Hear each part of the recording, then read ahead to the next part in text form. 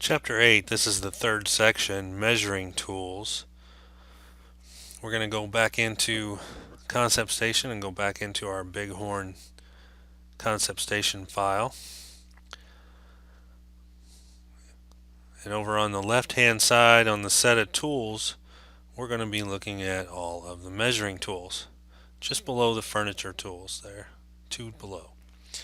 So we've got distance, 2D and 3D areas, location, and bridge clearance. So let's take a look at the distance first. The distance is real easy. I like to do top, but you can do whatever on this one. You're going to be using the snap tools, the AccuSnap, and you basically left click a start, left click an end, and it will tell you the distance between those two. You can continue to left click on different locations and it will add those up. So if I left click another spot, it will give me a cumulative distance and a current segment distance. And then it gives you all the coordinates of where you left clicked. Pretty easy tool there. The next one is the 2D, 3D areas. So this can be in 2D or 3D. All you have to do then again is left click along your path that you want to know information about. So I'm kind of looking at this concrete area here. I want to know what the area of this is. So I get to the end here and right click. And after I right click, it will give me an area over on the right hand side in the 2D area and a 3D plane too. So if the snap points are above or below one another.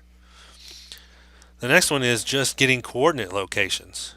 So this is everywhere you left click on the screen, it's going to tell you what that X and Y coordinate location is.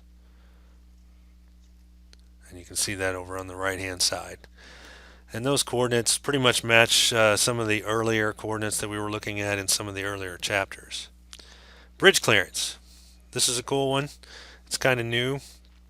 Basically we have a bridge down here that we created in an earlier chapter, and we can zoom into that location and rotate that around.